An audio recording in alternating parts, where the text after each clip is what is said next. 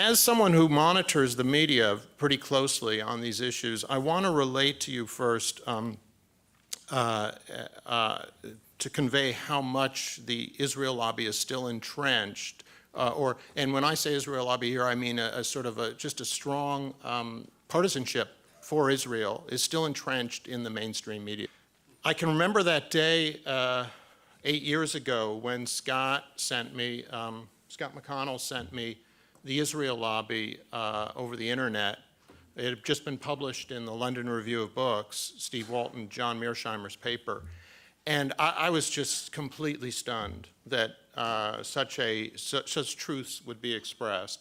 And I remember running around the house saying it's high noon for the Israel lobby. You know, I even had my 6 guns out. 3 positive statements that indicate the sort of changes that we're beginning to witness.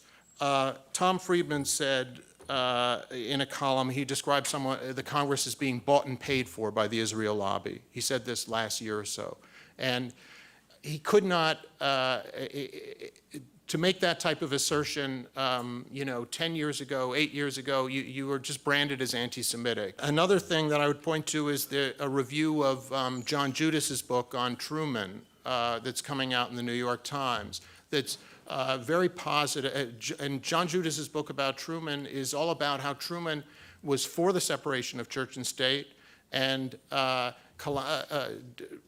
folded on that because of the power of the lobby. And this piece in the Times frankly describes the power of the lobby without any kind of bias, or, I mean, he doesn't share Judas's view, but it's a fair review. I've broken out of that sort of elite mindset, and there's been a lot of freedom, and that's happening with many journalists. And many journalists are beginning to understand what great stories there are in covering the Israel lobby. I think that any journalist who came here today and listened today will understand what just amazing stories there are if you look back over the history of the Israel lobby, from the silencing of Sobran to the USS Liberty attack, to, I think about James Forrestal's death in the 1950s, why he went mad, the Balfour Declaration. I mean, there's just this very rich history that John Judas has treated in his book, but that all journalists